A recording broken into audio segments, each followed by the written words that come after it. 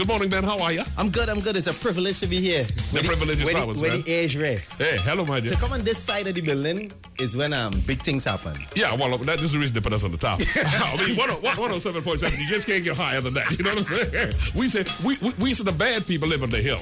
The higher up the hill you go, the badder they get. You know where I live. Yeah. On the top. But seriously, it's all about this man. This man has shown a knowledge of music over a long period of time. He is known as TC. He's known as Jaiga. He is the morning show host, as I said, across 96. But man said something I'm interested in.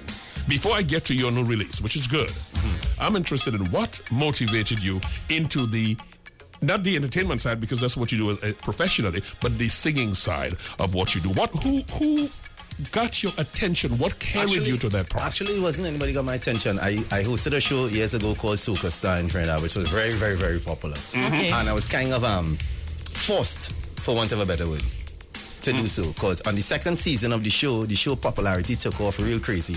And people started to really question the authenticity of me and the show and knowledge of music. And my whole quest was to encourage young people to look at soca as being cool.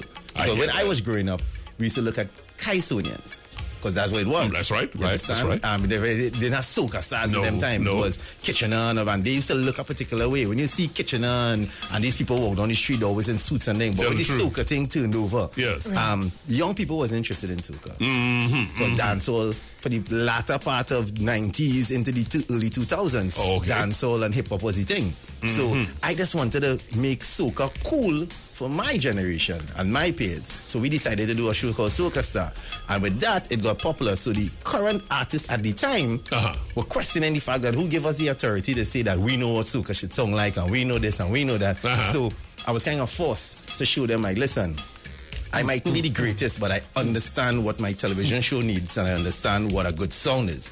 And the first ever sound I wrote and put out was huge. I wrote a song for Fireball called What I Want, you understand? It went big. It was big in France, all over. And then the first song I ever recorded on my own, I ended up in Soca Monarch. First ever song, we ended up in the finals, was just to show people that I understand what the business is about. And from then to now, it was like, you did it 1 year, you can't stop. You do the next year, you do the next year, and you do the next year, and it continued that way. And this is the 7th year going into it. If it's the first time y'all just locked in here and you're hearing that voice, sounds as though he's on the other station. He's our brother from our corporate mother. He's from the other side. Nobody's chilling when Jaiga is in the building. So it's good to have you here. It's good to see that you base yourself on the foundation of music on the morning show, the whole history of it. So with regards to the whole history of it, how do you think the art form is progressing? Are you pleased with the way that is progressing? Me personally, I could tip my own hat and say I'm pleased because I have seen the work that I have put in, right? The fruits of my labor. And now you can see it because the current monarch came from Soca Star, which is Voice. All the current artists right now that have major songs on the radio, from Voice to Pretty to Second Star to Irfan to Flip, all of them came from one pool, which is a pool that I was involved in. So I can I could say for me, I see where the music is doing what I looked at it or wanted it to do moving forward. Because at the end of the day, if you don't have young people doing it, it's like what happened to Kaiso, sad to say. It was never that kind of love and encouragement for the younger people to continue singing calypso. So you see the same set of people do it now. When you go to a tent, people sing to plants. There's no audience. Soca still has an audience because we didn't just leave it to die. Well, there's a way to make it cool. 747, the voice you're hearing is that of Jaiga hanging out with us. He's got a brand new thing. Folks say you could have gone the easy way that a lot of folks are doing, which is a beat and throw a voice and triple the voice and that sort of thing. And Michelle was making a point to me, and the point was, go ahead. Well, basically, in this area in which a lot of music is cookie cutter music, what led you to choose to re-record this song? For example, was it the complex arrangement of Pelham Goddard or the vocal talent of Tambu? Well, it's a host of different things. To give you the story of this song in particular, this song is 2.5 years in the making. I went to 4 other producers before I found the right one. Yes. Okay. All right. And I will tell you why I chose this producer. But to give you the story why I wanted to do this song in the first place, as a young person coming up, because I'm just 39. right? So as a young person coming up, I sound older sometimes because I've been in the game for a real long time around the music. Okay. That's just like me. What happened was, when you're young, long time, you used to have a songbook. I know people in my era, in my time, know what a songbook is. There was always songs you had like, you to write it down. You didn't have Google. You couldn't Google lyrics long time. You had to listen to the song, press pause, rewind, write it down, press pause, rewind. There's 2 songs in my entire life I ever did that to. Yes. Was this song and LL Cool J's I Need Love. Hello. Right? That's hello. the 2 songs. When I'm alone in my room, sometimes I sit in the wall. Right? And I remember growing up, I am in a family where there's only girls. From my mother, aunts, sisters, everybody was in love with Tambu. Yes. And the year before the song came out, which was 88, that's when David Rudder did his whole big thing. And I was in primary school. And I remember going to PTSC, where he worked, for a field trip. Right. And on that day, Tambu was with him at the field trip. And the year after, Tambu was this big superstar. Yes. Everybody was talking about Tambu. And I remember this song. And it's the first song I've ever gone into a booth and record where from the first line to the end of the song, I just sang it down straight because it's like in your blood now. It's a sort of feeling. The thing about Tambu, and it's interesting me shall ask you that question, because the thing about Tambu is he does not sing a song. Tambu feels a song. Yeah, pretty much. And when you talk about quintessentially carnival, I just want to free up. This song just captures every moment of it. And I listened to your remake of this song, and the energy is right there. But I can talk about this forever. It is best if folks hear it. Mr. DJ, run the track, sir. Join us with this Jaiga. Go ahead, man. I want to jump with a finger pointing in the air. Oh, yeah, yo, like a raging bull, I'll be trampling everywhere. Oh, yeah, yo, when the music hit my head and I start to behave weird, they don't even think I'm mad. When I start to get on bad with a shot in my hand and a waving in the air. Oh, yeah, yo, if Monday fall on a Friday, I ain't care. Oh, why? Jump up, Say what? Oh, free up, oi, jump up, oh, free up, oi. The guy bust up the car by your fed when you reach into town. Woman, this is what you want. Pass my change and go and have your fun. She paid the man, she jump out the car, slam the door in the face. And she run across the street, moving to the party in a haste. Pushing them aside and bulldoze through the ground. When she reach the gate, she tell him. What she said? She said, move day, Mr. Gate Man. I can't wait to jam and move my middle section. What she come to do? She wanna jump with her finger pointed in the air. Oh, yeah, yo, like a raging bull, she be trampling everywhere. Oh, yeah, yo, when the music hits your head and I start to get all wet, they don't even think I'm mad. When I start to get on bad with a shot in my hand and a waving in the air.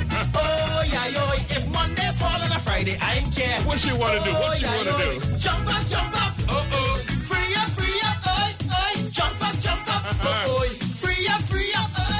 Point your finger left, point your finger right, give me room, let me dingle. Give me room, let me dingle. Give me room, let me dingle. You have to do. Point your finger left, point your finger right, give me room, let me break away. Give me room, let me break away. Give me room, let me break away. It's a long time I ain't jump up, long time I ain't prance up. I just want to free up. Tell him again. Hey, that's bad, man. Yeah. That is a bad song. That song is gonna come back like it was just recorded. Want to say a quick story. When I sang the guide vocal for the producer, who is Static, why I wanted so much for him to do it, when I did the guide vocal, after when I reached the part, I want to jump with a finger pointing in the air. Yes. Oh, yeah, he stopped me. Yo, boy, who write that song, boy? You knew you were a like, youngster then, yes? I was like, Static, what? I thought he was joking. So I said, let me finish. When we finish the verse and chorus down, because I was just singing on a metronome. Because the original BPM is 119. Right. And I push it up to 129. Yes, you put some heat in that, yes. So when I finished the guide vocal, verse and chorus, and say, yo, on the metronome, I say, listen, I want you to build around this or whatever. I really thought he was joking. So he turned and he said, no, read, boy, you write that boy, that Shafi. I say, well, because I use Shaf and Pretty and a couple different writers. Right. Okay. I say, hey, man, I say, you don't know the song? I say, I refix you doing it, I want to do a remake of it, him. I've never heard before. I say, No. Christopher Tambu, him. Who's that? It's like, what? Well, in his defense, he's not Trinidadian. He's from St. Vincent. But he's one of the greatest sounding producers of this time. But you see, that's one of the outstanding things here. Because he had not known the song before, he had to fall into a whole new feel. And you were able to bring the real deal and put it together with the new feel. I like that. Real deal, new feel. Right. Okay. Print it. So you were able to put both of them together and come up with this classic, man. Yeah, and the thing about it was so amazing when he started building the rhythm around it. Because I sang all the melodies still the same, just a little faster pace. Okay. He was able to capture just the same feel. And one of the greatest moments for me doing the song is when I sent it to Pelham. And Pelham heard it, and Pelham right back saying, listen, amazing. And this was even before we finished the brass, because everything was done live. I know, say much love to all the people who worked in Marlon Roach. He played the live brass. Franklin Lambert, he played the live bass. Kyle Peters played the guitars, background vocals by Malika Ballantyne, and of course, Cam Charles. You just put the secret out there. The live brass. Yeah. You know, a lot of people can get on the clav on the keyboard and they can manufacture some horns. It does not work until you have it. Speaking of live, though, you know, we heard about how everything came about in the studio, but I also noticed in this studio when you were performing, it's almost as though you transformed. What happens when you perform? Tell us about that energy. This song, I tell you, you have to understand, growing up, when you're hearing your mom in the kitchen singing it, your sister singing it, it was a song that I just grew up on. I knew the words of the song from birth, pretty much, because I was young. I could have been about 8 or something. I can't really remember, but I was young and just hearing the song. And then years come and I met Tambu when I was doing my thing as a big dude, you understand? And always told me I love the song, and he was smiling because, you know, now we don't really deal with the secular world anymore. Yes. And it was such an amazing way when I went by him for vocal training too, because he's one of the best in the early time. It's how he always gives you that inspiration and that vibe, that motivation. He's like, and I tell him, yo, that song is amazing, and he will always smile and give you that wave. He say, yeah, it was nice, and people enjoyed it, and he was happy in those days. Good. So it's an honor for me to get the opportunity to, you know, to remake it, because the young audience who hearing it for the first time, they're like, oh, this is real bad. But anybody over 35 could hug it up, and they know that this is something they grew up with and they dance to. And I'm 37 and I can hug it up. I know it's a nostalgic feeling for anybody to say they can remember exactly where they were in 1989, what party they was in, you understand, who they was dating or what they was going through in life. And it's just a happy song. It's just a nice song. Just too many things to remember. Jaiga, this is a great remix, man. Thanks for dropping over for coffee, man. Thank you. That's our brother from our corporate mother. His name is Jaiga. He's got a remake with a wonderful energy. It kind of picks up the heat just a little. Just a little bit. Just a little time. And if it's nice, you know, we're going to do it twice, right? Yeah. Hey, Want to say much love. Much love to everybody. Much love, my brother. 107.7. Much love. Ojo World. Morning.